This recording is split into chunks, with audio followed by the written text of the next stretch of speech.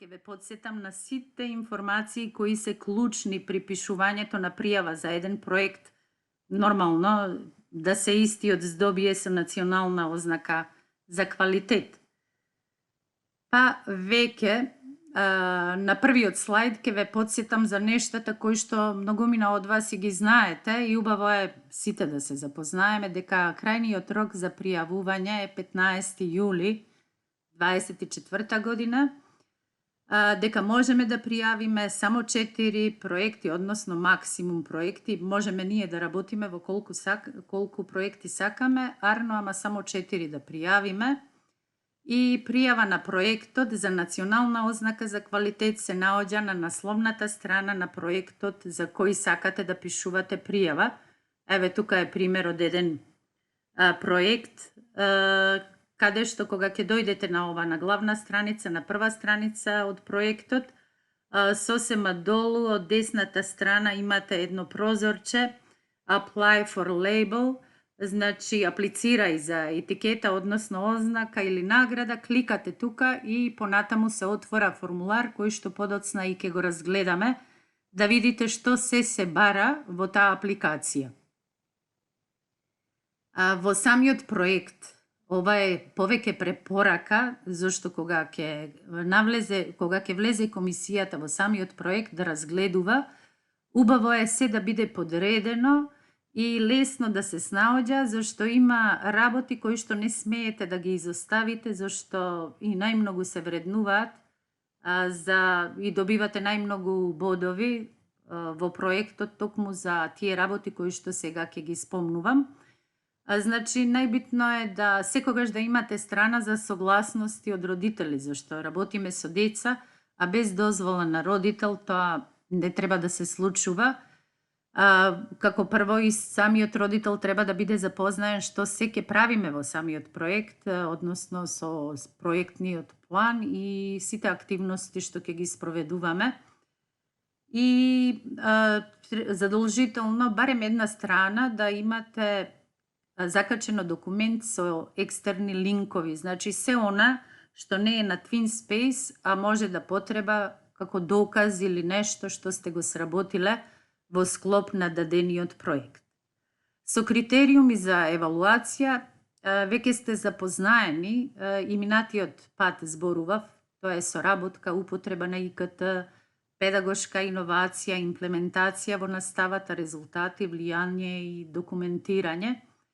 Арно, убаво е да се истакне дека имаме и подкритериуми кои што можат и да не елиминираат, да не се здобиеме со национална ознака за квалитет, иако сме работеле, нели, партнер ни бил од другата земја и се.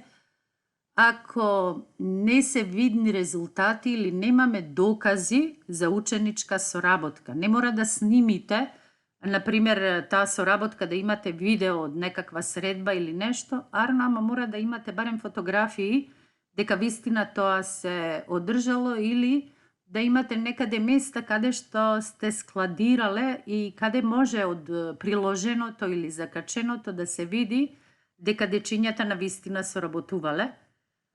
Потоа избор и употреба на ИКТ, иако ова секогаш кажувам како е нешто што јас сметам дека дури со самото тоа што учествувате во еден проект, барем половина од оние бодови што ги предвиделе за употреба на ИКТ треба да ги добие секој итвинер, зашто ако не користиме информатичко-комуникацијска технологија, нема ни работа на проект.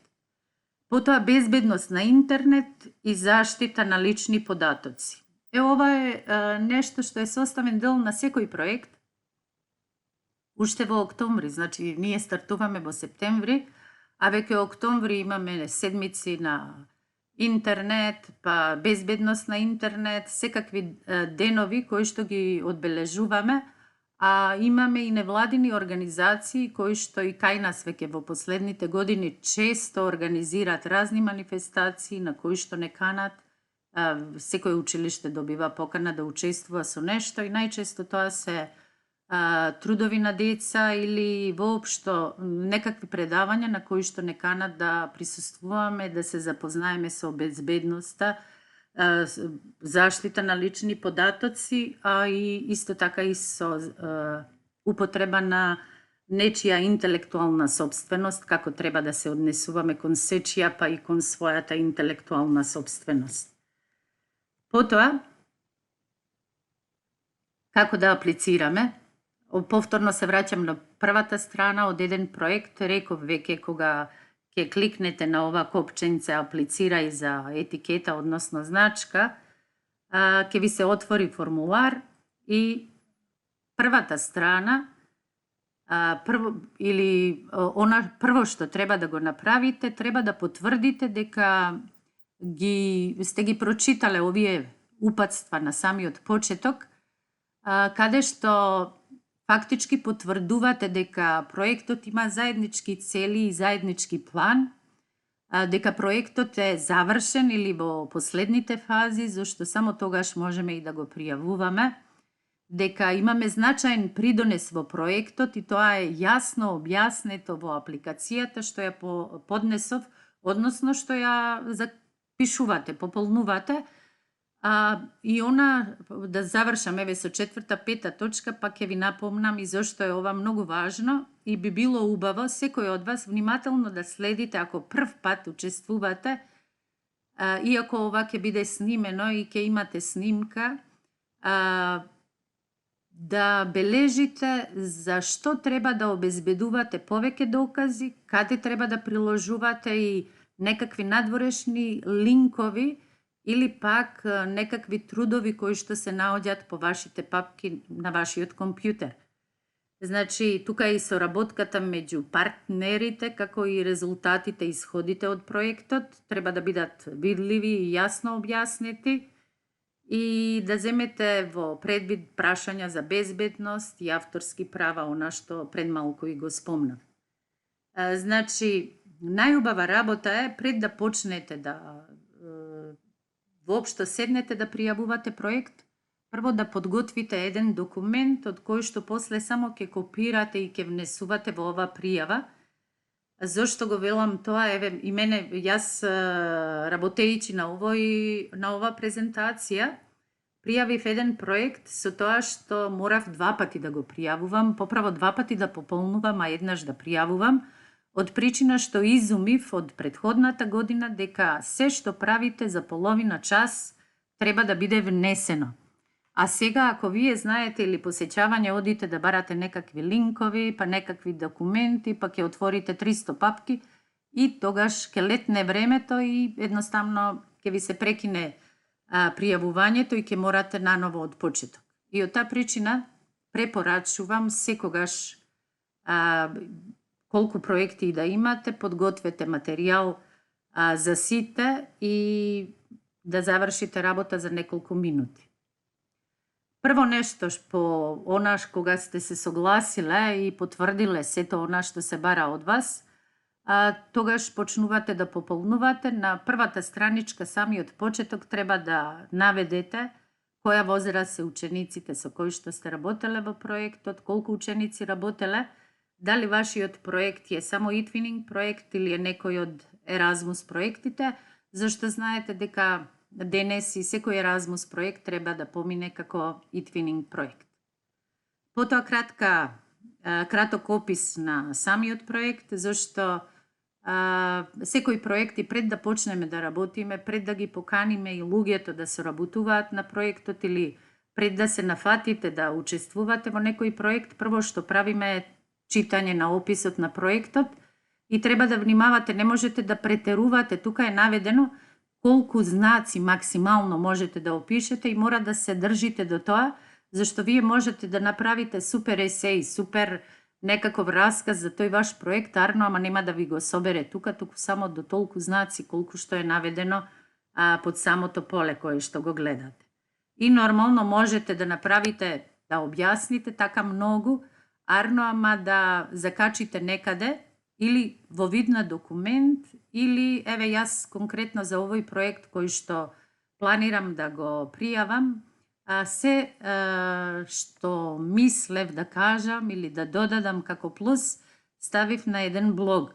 И после тоа само ќе внесам линк од блогот и таму има дури ќе видите дека ќе можете да искористите доколку ова што го кажувам, или е кусо време, или неубаво објаснувам, не можете да нешто да разберете, ќе можете да отидете на тој блог и имате дури и примери она што го напишав. Точно за кратко време го пишував тоа. Арно, ама убавината е во тоа што ние до 15 јули можеме и тоа што сме го пријавиле да го менуваме, да Ще ми додаваме пада. или да Однамаст, драг ве таблет. замолувам да ги исклучите микрофоните. Ете, тука е тој блог, што реков, ете, кога ќе биде снимен материјал и кога ќе го споделам со вас, ќе можете да го искенирате овој QR код и ќе ве однесе на блогот кој што зборува за истото што сега го зборувам, само малку попроширено. Потоа се документите за кои што кажав, можете да направите некаква книга. Најубаво е, без разлика дали е некаква презентација, дали е Word документ, сето тоа да го направите во PDF и да закачите, или може дури да биде некаков постер, слика или веќе што сметате дека заслужува да биде тука.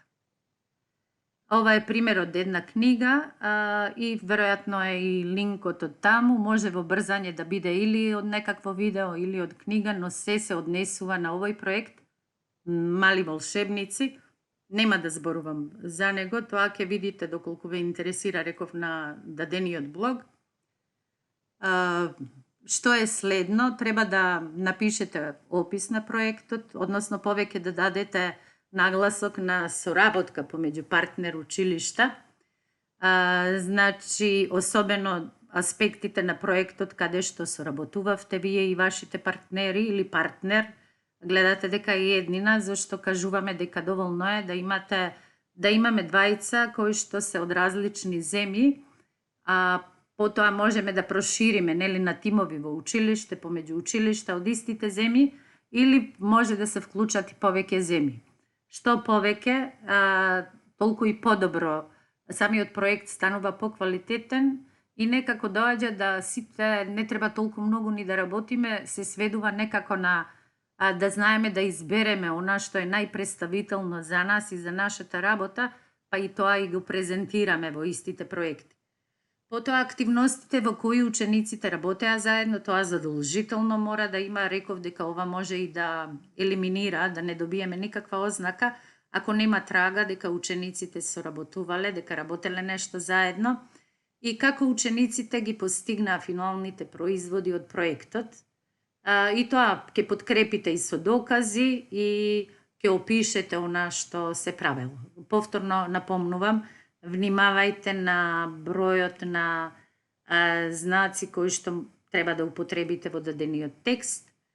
Ова се мои мајски активности, тука веројатно е повторно, реков, некој линк од некој експеримент, зашто нашите експерименти, заради немање време, за да направам едно добро, убаво видео, сите видеа што децата ги правеле, гледав да бидат што покуси, сега за сега се објавувани на разни падлети или на Facebook, а потоа сите ќе бидат дел од едно видео кое ќе носи име од насловот на проектот и година во која што е работен. И повторно и за истото можете да додадете колку сакате линкови, секој линк или да се знае кон што води треба да напишете и како сте го насловиле. Потоа доаѓа употреба на технологија, како технологијата е користена од сите партнери за збогатување на активностите на проектот, како ги решивте проблемите со заштита на податоците и авторските права. Тоа е во овој дел и ќе напишете тоа што сте го правеле. Реков дека самите средби што ги одржувате со вашите партнери е одличен пример за употребување на информатичко-комуникацијска технологија. Како ги решававте проблемите со заштита, пред малку напомнав дека во проектот секогаш треба да имате една страничка која што ќе се однесува токму на тоа. И тука е повторно пример линк, ова е да пополнам, да не биде само текст, да не биде толку монотоно. Реков кога ќе се заврши, ќе можете сето тоа и да го разгледате. Доволно е да скенирате тој QR код. Тука и педагошки пристапи, образовните цели и педагошките пристапи што сте ги користеле со вашите ученици за време на работата на проектот. Пример е дадена работа во мали групи, независно истражување од ученици и така натаму. И за најмалите, ако се многу мали, тоа се мисли на градинките, методите што сте ги користеле за да ги ангажирате самите ученици, повторно од моите мајски активности. Наставна интеграција, и ова е нешто што зборувам колку е убаво да изберете проект кој што ви е во согласно со вашиот предмет, со програмата и се она што го работите на редовните часови, така да нема ни да почувствувате дека сте го завршиле проектот. Едноставно ќе издвоите она најубавото од вашите часови и не сите ученици, зашто не верувам, барем во сегашно време, дека некој има едно цело одделение да сака да соработува и работи во некој проект, но доволно е и да имате 5-6 ученици во едно одделение и ќе видите колку поубаво изгледа сето тоа што го правите. Точно е дека може би треба малку повеќе време, ама се исплати, зашто уз тие 5-6 дечиња кои што се како членови во проектот и другите многу научуваат. Значи, како се обидувате да го интегрирате проектот во вашата постоечка наставна програма, предмет или дали сте следеле мултидисциплинарен пристап. Кај нас во природните науки особено е ова возможно и навистина функционира како треба, особено оние теми кои што се однесуваат, почнувајќи од спортот до уметностите и така натаму. И кои клучни компетенции и вештини ги развивате кај вашите ученици за време на работата на проектот? Тоа е едно ваше согледување и ќе напишете тоа што сметате дека сте го постигнале. Може да се постигне многу. Еве, ова се само некои постери што ги изработиле моите ученици, па може да се каже дека навистина се уметници и дека сме имплементирале и ета ликовна уметност во физиката, да не зборувам со балонот, со цевката произведуваат звук, па тука е и ете може и музика, свират на чаши, на разни шишиња и се и сешто. Потоа се резултати и документација, исто суштинско и многу важно, и треба да опишеме како ги постигнавме збирот на цели на нашиот проект, како го оценивме нашиот проект и како го дисеминиравме проектот и резултатите од проектот.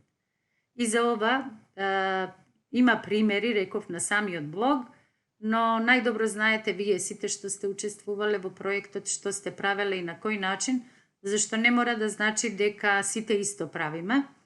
Еве конкретно за евалуацијата на овој проект, ние направивме прашалници, како за наставници, така и за ученици. После ги обработивме и тоа може да се види и како биле поставувани прашањата, односно како изгледале прашалниците, а потоа и самата обработка. Потоа, вашиот придонес, вика, ве молиме накратко пишете го вашиот собствен придонес во проектот. Тоа е она што треба да го сублимирате само во 2000 знаци од самиот почеток, значи од планирање до реализација и крајните продукти од еден проект. И на крај, ако веќе некој конкурирал и ако добил награда, да ја напишете, или ако сте на некое друго место учествувале со истиот проект и ако е награден, исто така тука да се наведе. И уште една страничка има, мислам не ја ставив тука, со самото кликнување на ова next ќе добиете само да исчитате тоа што сте го напишале, па да можете да искоригирате нешто ако сте направиле некаква грешка. И потенцирам дека не мора да пишувате на англиски јазик, не мора да пишувате дури ни на јазикот на вашиот партнер од другата земја. Пријавите се пишуваат на македонски јазик, зашто нашата национална агенција ги бира проектите и комисија е од Македонија. Ви благодарам за вниманието и ова си го ставив како подсетник да не заборавам на слична тема. Повторно ќе имаме вебинар на 17 јуни 2024 година во 19:30, ве канам да отидеме сите на гости кај наша Силвана.